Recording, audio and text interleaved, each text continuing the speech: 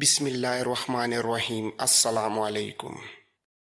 لیکن وہ اب بھی مارسی کو زندہ گرفتار کرنا چاہتے تھے کیونکہ مارسی ابو جعفر کے لیے بہت اہم تھی۔ اگر وہ ابو جعفر کے ہاتھ سے نکل جاتی تو ابو جعفر سکندر بیگ سے قیصر قسطنطنیہ کے لیے مزید کام کیسے لیتا۔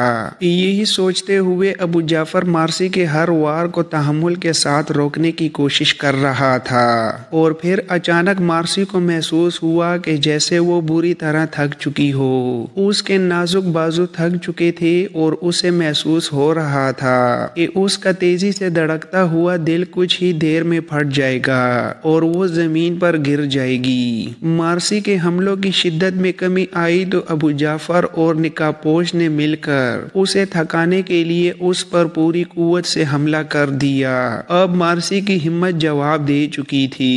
ابو جعفر اور نکاح پوش دونوں طاقتور مرد تھے، جبکہ مارسی ان کے مقابلے میں نہایت نازک اور نفیس لڑکی تھی جس کا خوبصورت بدن قاسم کو کانچ کی شاخ سے بھی زیادہ نازک اندام دکھائی دیتا تھا۔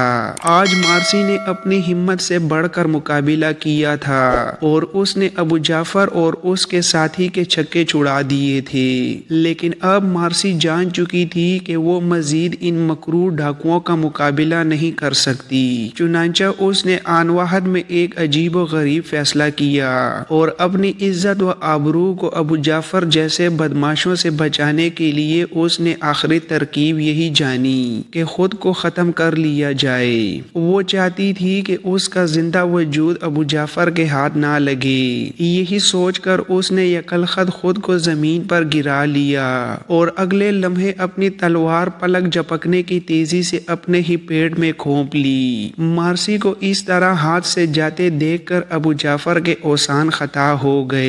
ایک دم اسے ایسا لگا جیسے سب کیے کرائے پر پانی پھر چکا ہے۔ اس نے تیزی سے آگے بڑھ کر گرتی ہوئی مارسی کے پیٹ سے شمشیر باہر کھینچ لی اور انتہائی گھبراہٹ کے عالم میں اپنے نکاح پوش کو حکم دیا کہ وہ فی الفور مارسی کو کندھے پر اٹھا کر یہاں سے لے چلے۔ اس اثناء مارسی بے ہوش ہو چکی تھی۔ نکاح پوش نے آگے بڑھ کر بے ہوش مارسی کو اپنے ہاتھوں پہ اٹھا لیا اور انتہائی تیزی کے ساتھ باہر جانے لگا۔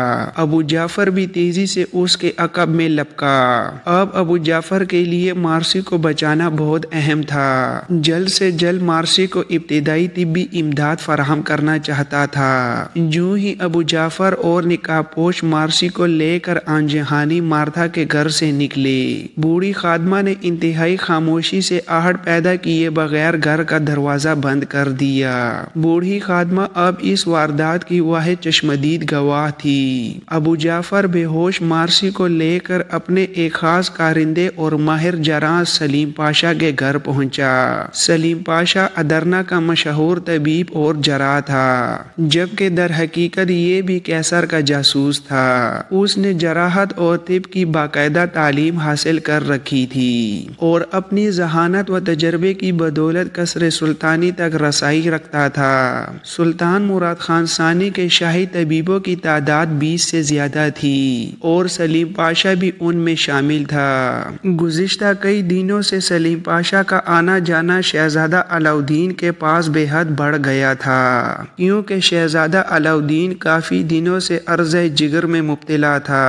شہزادہ علاؤالدین نے جب اپنی بیماری کا ذکر ابو جعفر سے کیا تو ابو جعفر نے اسے سلیم پاشا سے علاج کروانے کی ہدایت کی۔ خود شہزادہ علاؤالدین کو عرض جگر میں مبتلا کرنے والا ابو جعفر ہی تھا۔ اس نے گزشتہ کئی ماہ سے شہزادہ علاؤالدین کو انتہائی آہستہ رفتار سے اثر کرنے والا زہر مختلف کھانوں میں دینا شروع کر دیا تھا۔ چند ماہ قبل جب ابو جعفر نے یہ محسوس کر لیا تھا کہ اب اس کا کام ادرنا میں مکمل ہونے والا ہے تو اس نے سلطنت عثمانیہ کے اس بہادر اور فعال شہزادے کو بھی ختم کرنے جانے کا ارادہ کر لیا، کیونکہ سلطان مراد خان ثانی کے بعد یہ شہزادہ تھا جو اسلامی افواج کی قیادت کر سکتا تھا۔ دوسرے شہزادے کی طرف سے ابو جعفر کو کوئی فکر نہیں تھی، کیونکہ ایک تو وہ ابھی کم عمر تھا اور دوسرا ابو جعفر کا خیال تھا کہ شہزادہ محمد سلطانی کی اہلیت نہیں رکھتا۔ یہی وجہ تھی کہ ابو جعفر نے شہزادہ علاؤدین کے ساتھ تعلقات پیدا کر کے اپنے مختلف مذموم مقاصد پورے کیے تھے، اور اب جب ابو جعفر کا کام ادرنا میں قریب الاختتام تھا، اس نے شہزادے کو سست اثر زہر کے ذریعے مارنا شروع کر دیا۔ سلیم پاشا شہزادہ علاؤدین کا طبیب تھا، جبکہ در حقیقت یہ شخص ابو جعفر کے بعد ادرنا میں کیسر کے جاسوسوں کا سرغنہ تھا۔ اور اہم بات یہ تھی کہ سلیم پاشا ابھی تک قاسم بن ہشام کی نظروں سے بھی بچا ہوا تھا۔ جو ہی ابو جعفر مارسی کو لے کر رات کی تاریکی میں سلیم پاشا کے گھر پہنچا، سلیم پاشا نے ذرا سی بھی دیر کیے بغیر مارسی کا علاج شروع کر دیا۔ مارسی کا بہت زیادہ خون بہہ چکا تھا اور اس کے خوبصورت چہرے کا رنگ خزاں کے پتوں جیسا زرد ہو چکا تھا۔ وہ کافی دیر سے بے ہوش تھی اور اس کی خوبصورت لمبی لمبی پلکیں اس کی موٹی موٹی آنکھوں کو ایسے چھپائے ہوئے تھیں جیسے وہ اطمینان کے ساتھ سو رہی ہو۔ بقیہ تمام رات سلیم پاشا مارسی کے زخموں کی بخیاکاری اور مرمت کرتا رہا۔ صبح کے قریب جب اس نے ابو جعفر کو بتایا کہ البانیہ کی ہونے والی ملکہ خطرے سے باہر ہے، تو ابو جعفر کے چہرے پر پہلی بار اس کی مخصوص مکروہ مسکراہٹ نظر آئی۔ اب ابو جعفر کا منصوبہ مکمل ہو چکا تھا۔ اس نے ایک نظر مارسی کے چہرے پر ڈالی اور اسے نیند کی حالت میں دیکھ کر مطمئن ہوا۔ ابو جعفر کمرے سے باہر نکل آیا، اس کے عقب میں سلیم پاشا بھی باہر نکل آیا۔ ابو جعفر نے سلیم پاشا سے کہا، اچھا طبیب، اب میں چلتا ہوں، یہ لڑکی اب کچھ دن تمہارے پاس ہی رہے گی، اس کی حفاظت اور نگرانی تمہاری ذمہ داری ہے۔ خداوند یسوع مسیح نے چاہا تو ہم اس کو بہت جلد سکندر بیگ کے پاس پہنچا کر اپنا وعدہ پورا کر دیں گے اور ہمارے اس کارنامے سے خوش ہو کر بہادر سکندر بیگ بھی اپنی افواج سمیت ہونیانڈے کے پرچم لیے چلے آئے گا۔ سلیم پاشا، مجھے یقین ہے کہ یہ لڑکی تمہارے پاس کئی دن تک محفوظ رہ سکتی ہے۔ سلیم پاشا نے اسبات میں سر ہلایا اور کہا، مقدس باپ، آپ فکر مت کیجیے، اب لڑکی میرے پاس محفوظ ہے۔ ابو جعفر نے پھر کہا، سناؤ شہزادہ علاؤدین کا علاج کہاں تک پہنچا؟ یہ جملہ کہتے ہوئے ابو جعفر کے چہرے پر انتہائی شیطانی مسکراہٹ دکھائی دے رہی تھی۔ سلیم پاشا نے بھی اسی انداز میں مسکراتے ہوئے جواب دیا، مقدس باپ، شہزادہ علاؤدین بہت جلد دنیا کے دکھ درد سے ہمیشہ ہمیشہ کے لیے آزاد ہونے والا ہے۔ میں نے اس کا علاج انتہائی احتیاط کے ساتھ کیا ہے۔ ابو جعفر سلیم پاشا کی بات سن کر اطمینان بھرے انداز میں سر ہلانے لگا۔ وہ سوچ رہا تھا کہ وہ کتنا بڑا جاسوس ہے جس نے ادرنا میں سلطان مراد خان ثانی کے خلاف ایک دہشتناک سازش کا آغاز کیا، اور اب وہ سازش انتہائی کامیابی کے ساتھ پایہ تکمیل کو پہنچنے والی ہے۔ وہ سوچ رہا تھا کہ اب وہ سلطان کے شاہی سراغ رساں اور بعض دیگر لوگوں کی نظروں میں آ چکا ہے، لہٰذا اب اسے ادرنا کو چھوڑنے کے لیے ہمہ وقت تیار رہنا چاہیے۔ اس نے سوچا کہ اس کا نائب طبیب سلیم پاشا ابھی تک کسی کی نظروں میں نہیں آیا، لہٰذا باقی ماندہ کام کی ذمہ داری سلیم پاشا کے سپرد کر دی جائے تو بہتر ہے۔ یہی سوچ کر وہ سلیم سے کہنے لگا، سلیم، میں سوچ رہا ہوں کہ اب ادرنا میں میرا کام مکمل ہو چکا ہے۔ میری بات غور سے سنو، یہ لڑکی جو ہی چلنے کے قابل ہوتی ہے، میں اسے لے کر البانیہ کی جانب روانہ ہو جاؤں گا۔ پیچھے ادرنا میں بغاوت، شہزادہ علاؤدین اور قاسم بن ہشام کا قتل اور سلطان کا تختہ الٹنے کا کام تمہیں سنبھالنا ہوگا۔ تم ینیچری کے تمام عیسائی مجاہدوں سے واقف ہو اور ہماری سازش کے ساتھ متعلقہ تمام لوگوں کے ساتھ تمہارا رابطہ رہے گا، اس لیے تمہیں کوئی مشکل پیش نہیں آئے گی۔ یہ سلیم پاشا کے لیے بہت بڑا اعزاز تھا۔ یہ سلیم پاشا کے لیے بہت بڑا اعزاز تھا اور ایک نازک ذمہ داری بھی۔ اس نے مؤدبانہ انداز میں سر ہلا کر ابو جعفر کو تسلی دی اور کہا، مقدس باپ، آپ نے مجھے صلیب اعظم کی خدمت کا جو موقع دیا ہے میں اس سے بھرپور فائدہ اٹھاؤں گا اور ثابت کر دوں گا کہ آپ کا فیصلہ کس قدر درست تھا۔ اب ابو جعفر واپس جانے کے لیے مڑا۔ رات بھر کی مشقت نے اسے تھکا دیا تھا۔ وہ اب جا کر آرام کرنا چاہتا تھا۔ اس نے طبیب سلیم پاشا سے اجازت لی اور وہاں سے نکل آیا۔ اس کے دونوں نقاب پوش ساتھی تو اسی وقت اپنے ٹھکانوں کی طرف چلے گئے تھے جب انہوں نے مارسی کو طبیب سلیم پاشا کے گھر پہنچا دیا تھا۔ سلیم پاشا بھی در حقیقت سلیم پاشا نہیں تھا، یہ لوگان تھا، ہنگری کا باشندہ۔ گزشتہ چند سالوں سے ادرنا میں مقیم تھا اور اپنے قد و قامت کا فائدہ اٹھا کر خود کو ترک ظاہر کرتا تھا۔ اس نے ادرنا میں داخل ہو کر لوگوں کو یہ بتایا تھا کہ وہ ایک مایاناز طبیب ہے اور تاتاری علاقوں سے سلطنت عثمانیہ میں داخل ہوا ہے۔ اس نے لوگوں کو یہ بھی بتایا کہ اس کا باپ میر تیمور کے دربار میں شاہی طبیب اور جراح تھا۔ یہی وجہ تھی کہ طبقہ امراء کے لوگ بہت جلد اس سے متاثر ہوئے اور اسے اپنا خاص طبیب بنا لیا۔ مارسی سلیم پاشا کے پاس پہنچ چکی تھی اور ابھی تک نیند کی حالت میں تھی۔ چنانچہ سلیم پاشا اپنی ادھیڑ عمر خادمہ کو مارسی کے بارے میں ہدایات دے کر خود بھی آرام کرنے کے لیے چلا گیا۔ صبح قاسم کی آنکھ کھلی تو اسے محسوس ہوا کہ رات اس نے بہت بھیانک خواب دیکھا ہے۔ اس کے جسم میں کسل مندی تھی اور دل کو کوئی انجانا سا دھڑکا لگا ہوا تھا، لیکن اسے کچھ سمجھ نہ آئی کہ یہ کس قسم کا خواب تھا۔ وہ خواب کے بارے میں سوچتا ہوا بستر سے اٹھا اور نماز فجر کی ادائیگی کے لیے مسجد کی جانب چل دیا۔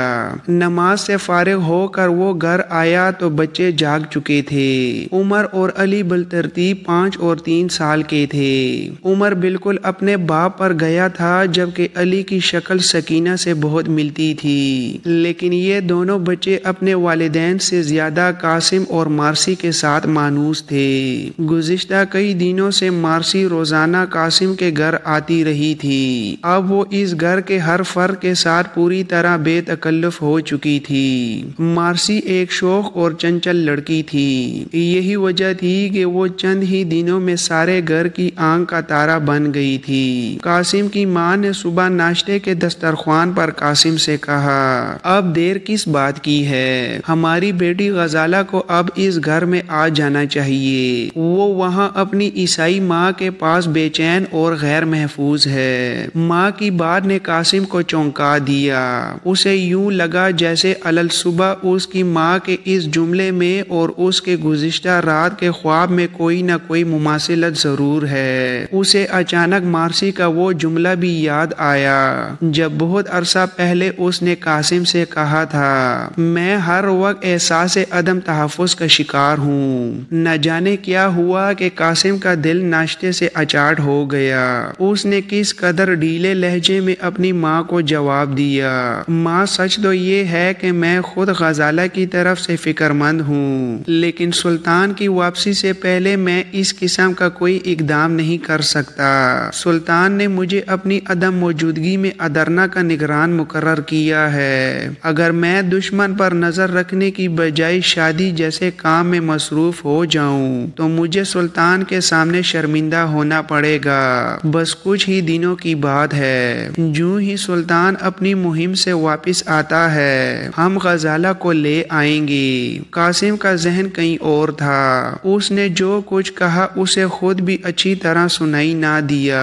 اب اس کے دماغ میں گزشتہ رات کا خواب پھر سے پنجے گاڑنے لگا تھا۔ اسے بے حد بے چینی ہو رہی تھی۔ اسی اثناء میں دروازے پر دستک ہوئی۔ قاسم کے گھر مارسی کے علاوہ اور کوئی کم ہی آتا تھا۔ دروازے کی پہلی دستک پر ہی قاسم کھل اٹھا، لیکن ایک دم اسے یہ سوچ کر حیرت ہوئی کہ اتنی صبح مارسی کو آنے کی کیا ضرورت پڑ گئی۔ وہ اچھل کر اٹھا اور تیزی سے بیرونی دروازے کی طرف لپکا، لیکن یہاں اسے خفیہ محکمے کے سربراہ بہرام خان کو دیکھ کر جھٹکا سا لگا۔ اسے مارسی بھول گئی اور اس کے ذہن میں یہ خیال گھومنے لگا کہ شہر میں کہیں ابو جعفر کی بغاوت اٹھ کھڑی ہوئی ہے۔ اس نے اپنے پیچھے دروازہ بند کیا اور باہر نکل کر بہرام خان سے کہنے لگا، خیریت ہے بہرام خان، تم اتنی صبح؟ لیکن بہرام خان کا چہرہ لٹکا ہوا تھا۔ قاسم کا دل زور زور سے دھڑکنے لگا اور اس کے اعصاب تن گئے۔ وہ اپنے آپ کو ہر قسم کی خبر سننے کے لیے تیار کرنے لگا۔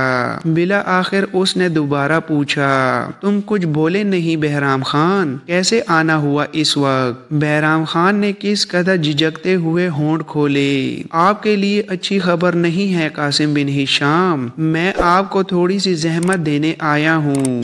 بہرام خان کے لہجے سے قاسم کا ماتھا ٹھنکا، ضرور کوئی ایسی ویسی بات تھی۔ اس نے بہرام کے لہجے میں نہ صرف ہلکا سا طنز محسوس کیا بلکہ اس تحکمانہ انداز کو بھی نظر انداز نہ کر سکا۔ لیکن اس نے بے جھجک سوال کیا، کیا مطلب؟ تم کیا کہنا چاہتے ہو؟ کون سی خبر میرے لیے بری ہے؟ قاسم بن ہشام البانوی کنیز کے گھر کسی نے شب خون مارا ہے۔ حملہ آوروں نے اس کے پیٹ میں شمشیر کھوم دی ہے، جبکہ اس کے ایک بوڑھے ملازم اور ایک نو عمر لڑکے کو قتل کر دیا گیا ہے۔ اس کی جوان بیٹی کو حملہ آور اٹھا کر لے گئے ہیں اور تمام تر شواہد پر غور کرنے کے بعد اس ہولناک واردات کی تفتیش کا رخ ایک شخص کی طرف بڑھ جاتا ہے۔ اتنا کہہ کر بہرام خاموش ہو گیا۔ اس ہولناک خبر سے قاسم کی دنیا گھومنے لگی تھی۔ اسے اپنے پیروں تلے زمین ہلتی ہوئی محسوس ہوئی۔ مارتھا اکبر اور بوڑھے خادم کے قتل کی خبر فی الحقیقت قاسم کے لیے لرزہ دینے والی تھی۔ اب اسے بہرام خان کا تحکمانہ لہجہ بھول چکا تھا۔ اس نے یہ بھی نہ دیکھا کہ بہرام خان کے ہمراہ خفیہ محکمے کے چند سپاہی بھی تھے۔ وہ ابھی واقعے کی سنگینی کے شہر سے نکل بھی نہیں پایا تھا کہ اسے چونکنا پڑا۔ بہرام خان کہہ رہا تھا، قاسم بن ہشام، گزشتہ کچھ دنوں سے البانوی کنیز کی بیٹی مارسی کا آنا جانا تمہارے گھر پر ہے۔ بہرام خان کی نگاہیں اس سے بے خبر نہیں، جبکہ یہ بھی مجھے معلوم ہے کہ تم اور تمہاری ساتھی لڑکی البانوی کنیز مارتھا کو ناپسند کرتے تھے۔ اس لڑکی کا زندہ غائب ہو جانا اور مارتھا کا بے رحمی سے قتل ہو جانا صرف اسی طرف اشارہ کرتا ہے کہ میں تمہیں فی الفور حراست میں لے لوں۔ اب قاسم کی کنپٹیاں تمتما اٹھیں، اس کے بدن کی لویں کھڑی ہو گئیں اور ایک لمحے کے لیے گھبرائے بغیر اس نے سخت غصے سے کہا، تم کیا بکواس کر رہے ہو؟ تم اصل جاسوسوں کو چھوڑ کر میری نگرانی کرتے پھر رہے ہو؟ اس قدر سنگین حادثہ ہو چکا ہے۔ میں سلطنت کا شاہی سراغ رساں ہوں، یہی وقت ہے کہ میں مجرموں کی گردن تک پہنچوں اور تم اس وقت مجھے حراست میں لینے کی بات کر رہے ہو۔ قاسم کی زبان سے شعلے برس رہے تھے، لیکن بہرام خان نے آن واحد میں اپنی شمشیر برہنہ کر لی اور بجلی کی طرح کڑک کر کہا، قاسم بن ہشام، تم بہرام کی آنکھوں میں دھول نہیں جھونک سکتے۔ میں تمہاری گرفتاری کا مکمل بندوبست کر کے آیا ہوں۔ میں نے واردات کی تفتیش مکمل کر لینے کے بعد سب سے پہلے شہزادہ علاؤالدین سے رجوع کیا اور شہزادہ حضور نے ذاتی طور پر مجھے حکم دیا کہ تمہیں فی الفور گرفتار کر لوں۔ میں سیدھا قصر سلطانی سے یہاں پہنچا ہوں۔ اب قاسم کے ہوش ٹھکانے آئے۔ اسے احساس ہوا کہ وہ بری طرح پھنس چکا ہے۔ اس نے سوچا اس مرتبہ پھر گرفتار ہونا سلطنت کے لیے بے حد نقصان دہ ہے۔ حالات بتاتے ہیں کہ دشمن اپنی سازش کے آخری مرحلے تک پہنچ چکا ہے۔ اس نے یہ بھی سوچا کہ اب شہزادہ علاؤالدین اسے باعزت طریقے سے نظر بند نہیں کرے گا، بلکہ ہو سکتا ہے کہ اسے تہرے قتل کے الزام میں جلاد کے حوالے کر دے۔ چنانچہ اس نے فیصلہ کیا کہ وہ ان حالات میں کسی قیمت پر بہرام خان کے ہاتھ نہیں آئے گا۔ اب وہ کچھ سوچ ہی رہا تھا کہ اسے اپنے عقب میں دروازہ کھلنے کی آواز سنائی دی۔ یہ طاہر تھا، اس کا بھائی، جو بہرام خان کی گونجدار آواز سن کر باہر نکلا تھا۔ طاہر نے کسی ممکنہ خطرے کے پیش نظر نکلتے وقت برہنہ شمشیر بھی اٹھا لی تھی۔ جو ہی وہ دروازے سے باہر نکلا تو اس کی نظر تیغ بکف بہرام خان پر پڑی۔ ابھی وہ کچھ سمجھ ہی نہ پایا تھا کہ بہرام خان خان نے اپنے سپاہیوں کو حکم دیا، اس شخص کو غیر مسلح کر کے گرفتار کر لو۔ سپاہی آگے بڑھے لیکن طاہر ذرا بھی نہ جھجکا۔ وہ وادی حجاز کا مانا ہوا شمشیر زن اور سلطنت عثمانیہ کی سب سے بڑی تربیت گاہ میں تیغ زنی کا استاد بھی تھا۔ اس نے سپاہیوں کو آڑے ہاتھوں لیا، حالانکہ وہ بہرام خان کو ذاتی طور پر جانتا تھا۔ چاہیے تو یہ تھا کہ وہ خفیہ محکمے کے سربراہ بہرام خان سے حقیقت حال معلوم کرتا، لیکن وہ بہرام خان کے تیور دیکھ چکا تھا۔ اسے توقع نہیں تھی کہ بہرام خان سیدھی طرح سے کوئی بات سنے گا، چنانچہ اس نے بیک وقت خفیہ محکمے کے سپاہیوں کے سامنے نہ صرف اپنی تلوار لہرائی بلکہ چھلانگ کر ان چاروں سپاہیوں پر حملہ کر دیا۔ طاہر کی تلوار سے تلواریں ٹکرائیں اور جنگی دھن بجنے لگی۔ یہ چھن چھن کی چھنکار تھی۔ طاہر نے چاروں سپاہیوں کو اپنی ایک تلوار کے زور پر تگنی کا ناچ نچا دیا۔ اب چاروں سپاہی محسوس کرنے لگے کہ وہ اس نوجوان سے شمشیر زنی میں کبھی بھی نہیں جیت سکتے۔